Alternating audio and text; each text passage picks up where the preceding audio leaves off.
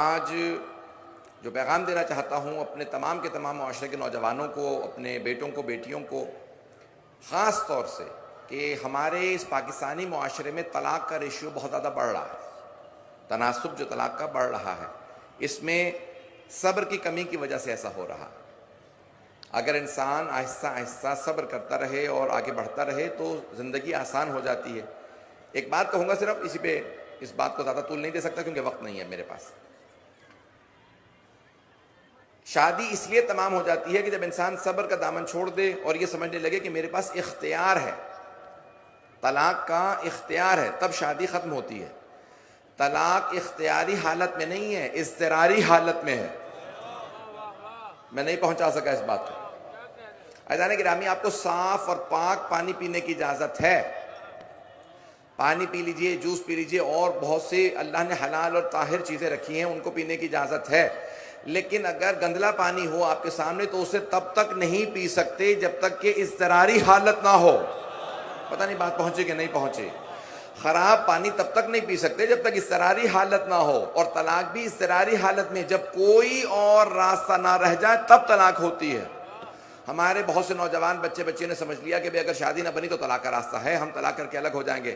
نہیں، اس کو اپنے لیے چوائس ہی نہ رکھیں، یا آپ کے لیے کوئی بھی اختیار نہ رکھیں کہ ہمیں طلاق کرنی ہی ہے، دو چار کوششیں کریں گے اس کے بعد طلاق کریں۔ نہیں، جب سارے کے سارے آپ نے پہلوؤں کو دیکھ لیا اور شادی آگے نہ بڑھ سکے تب جا کے طلاق کیجئے گا۔ بہت بزرگ علماء کی موجودگی میں بات کر رہا ہوں، بڑی ذمہ داری سے بات کر رہا ہوں، شاید علماء میری تائید کریں گے کہ عزیزان گرامی، یہ رسول خدا نے اجازت دی ہے لیکن انکریج نہیں کیا، حوصلہ افزائی نہیں کیا، سب سے زیادہ نفرت کا اظہار ہی طلاق سے کیا۔ عزیزان گرامی، اس لیے اس کو رائج نہ ہونے دیں، ہمارے معاشرے میں عام نہ ہونے دیں۔ آج مغربی دنیا کے اندر، جہاں میں پلا بڑا ہوں، یورپ، امریکہ، سب سے بڑا جو وہاں پہ مسئلہ ہے وہ طلاق کا مسئلہ۔ جتنے اخلاقی مسائل ہیں وہ صرف طلاق کی وجہ سے۔ یورپ کے بعض ممالک میں 50-60%، امریکہ میں 40-50%، بعض میں 60% طلاق کا تناسب ہے، یعنی ہر 10 میں سے 6 شادیاں طلاق کے اندر اختتام ہو جاتی ہیں۔ یہ ہمارے معاشرے میں عام نہ ہونے دیجیے گا۔ تو میں جناب سیدہ کی طرف سے پیغام دینا چاہتا تھا کہ میری بیٹیاں، میری بہنیں اس بات کو ذہن میں رکھیں، میرے بھائی، میرے بچے، کہ بھئی یہ طلاق انسان کے لیے اختیار نہیں ہے بلکہ اضطراری حالت میں ہے۔ اگر بات پہنچ گئی ہو تو صلوات پڑھیں۔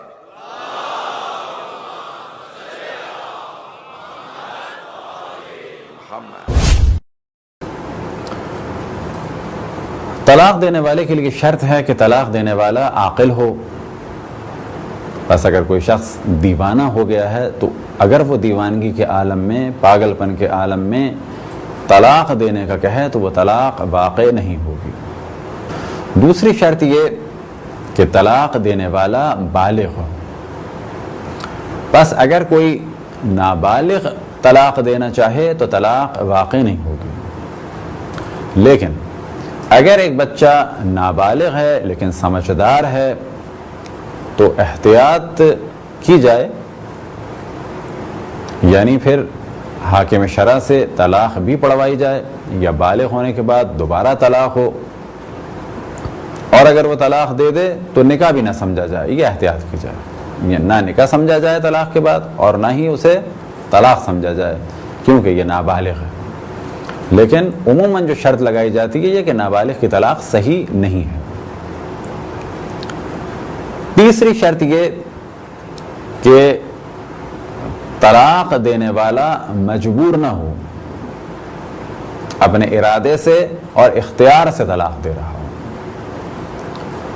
چوتھی شرط یہ کہ وہ طلاق کا قصد کرے، یعنی اس کی نیت ہو طلاق دینے کی۔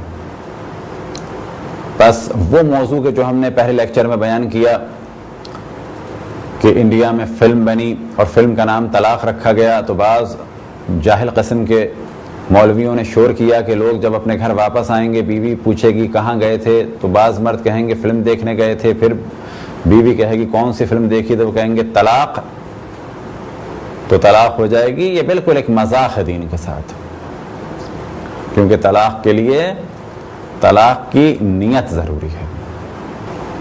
اسی طرح سے اگر نشے کے عالم میں کہے کہ میں نے اپنی بیوی کو طلاق دی، یا سوتے ہوئے کہے کہ میں نے اپنی بیوی کو طلاق دی، یا غصے میں کہہ دے تو طلاق واقع نہیں ہوگی۔ کچھ عرصے پہلے پاکستان میں ایک ٹی وی چینل سے گفتگو آ رہی تھی اور ایک خاتون یہ بحث کر رہی تھیں ایک شیعہ عالم سے کہ طلاق تو ہوتی ہی غصے میں ہے، تو وہ در حقیقت یہاں پر مبالغہ کر رہی تھیں۔ جب فقہ میں کہا جاتا ہے کہ طلاق غصے میں اگر دی گئی صحیح نہیں ہے تو اس سے کیا مراد کہ بالکل ایک جنونی کیفیت طلاق دے دی، لیکن ہاں یہ جب کہا جائے کہ غصے کی طلاق صحیح نہیں ہے تو اس سے مراد ہے کہ جنونی کیفیت میں بغیر سوچے سمجھے طلاق دے دی اور بعد میں احساس ہوا کہ یہ میں نے کیا کیا۔ لیکن ہاں وہ جو کہہ رہی تھی کہ طلاق غصے میں دی جاتی ہے تو ہاں وہاں پر مراد یہ ہے کہ جب کسی عورت سے انسان ناراض ہو تو ضروری نہیں ہے طلاق ہمیشہ غصے میں دی جائے۔ فرض کریں کہ میاں بیوی دونوں راضی ہیں، غصہ نہیں ہے، طلاق دے رہے ہیں، تو ضروری نہیں ہے طلاق ہمیشہ غصے میں ہو۔ یا یہ کہ شوہر بہت ہی ٹھنڈے دل سے سوچ رہا ہے کہ میں اس وقت طلاق دے دوں تو مجھے یہ فائدہ ہوگا، مثال کے طور پہ ایک لالچی آدمی ہے اور کوئی وہ فائدہ چاہ رہا ہے۔ ایک مالدار عورت نے کہا کہ میں تم سے شادی کروں گی جب اپنی پہلی بیوی کو طلاق دو، تو اس وقت یہ طلاق قطعاً غصے میں نہیں ہے۔ تو ان خاتون کا یہ کہنا کہ طلاق ہوتی ہی غصے میں ہے تو ایسا نہیں ہے، بعض دفعہ طلاق غصے میں ہوتی ہے، اور غصے سے کیا مراد کہ بیوی سے انسان اب زندگی گزارنے کا ارادہ نہیں رکھتا، لیکن ضروری ہے کہ طلاق ایک نارمل حالت میں ہو، ایسی کیفیت نہ ہو کہ جنونی سی کیفیت تھی اور بعد میں کہے کہ یہ میں نے کیا کیا، یعنی سوچ سمجھ کے ہو۔ اب یہ اور بات ہے کہ اس عورت کی حرکتوں کی وجہ سے اس کا دل بھر چکا ہے، یہ غصہ الگ ہے اور وہ غصہ بالکل الگ چیز ہے۔ اسی طرح سے اگر کوئی مذاق میں کہہ دے کہ میں نے تمہیں طلاق دی تو اس سے بھی طلاق واقع نہیں ہوتی۔ بس جب یہ کہا جائے کہ طلاق کا قصد کیا ہو کہ طلاق دینے والا، اس سے کیا مراد ہے کہ طلاق دینے والا ایک نارمل کنڈیشن میں ہو، سمجھ رہا ہو میں کیا کر رہا ہوں، مذاق نہ کر رہا ہو، غصے کے عالم میں نہ ہو، نشے کے عالم میں نہ ہو، بے ہوش نہ ہو، سو نہ رہا ہو، مذاق میں نہ کہہ رہا ہو، تو یہ تمام شرائط ہیں طلاق دینے والے کی کہ ہوش و حواس میں ہو۔ نہ صرف یہ کہ اللہ کے نزدیک حلال چیزوں میں بدترین چیز ہے، بلکہ جہاں طلاق ہوتی اس گھر پر اللہ کے چند خصوصی یا اسپیشل عذاب بھی آتے ہیں۔ ایک الگ موضوع، 11:15 بج گئے، آج کے دن چھیڑنے والا موضوع نہیں، یعنی وقت کی وجہ سے، مگر طلاق کے اس مسئلے میں ایک اور مسئلہ اپنی پوری شدت کے ساتھ داخل ہو گیا کہ اگر غلط طریقے سے طلاق لی جائے تو یہ عورت ساری زندگی پہلے شوہر کی بیوی ہے اور جتنا وقت دوسرے شوہر کے گھر گزارے وہ زندگی نہیں ہے، وہ زنا۔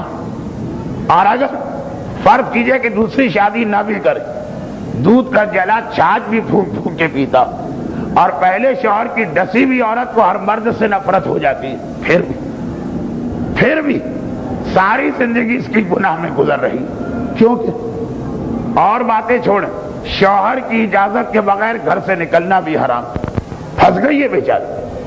اچھا، اب یہاں پہ دو باتیں سنیے۔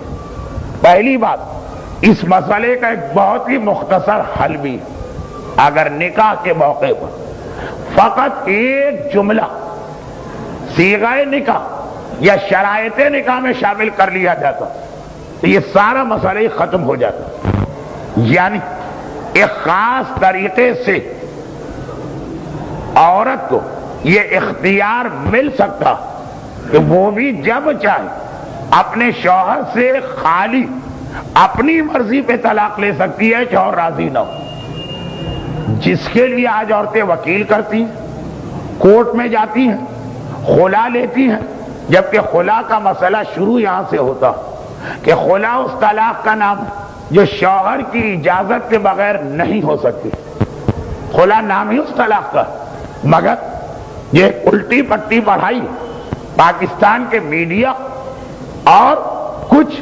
NGOs نے ہماری عورتوں کو خلا خلا خلا، جسے دیکھیے خلا، جو مقصد خلا وہ خلا سے زیادہ آسان طریقے سے ایک جملے کے ذریعے سے حاصل ہو سکتا. اگر نکاح کے موقع پہ ایک جملہ، یہ سارے مسئلے ختم.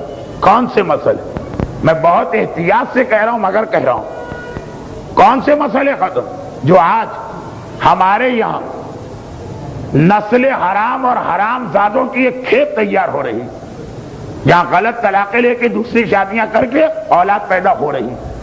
یہ سارا مسئلہ حل ہو جائے. دیکھیے بہت بڑا مسئلہ، حرام کی اولاد کی کثرت.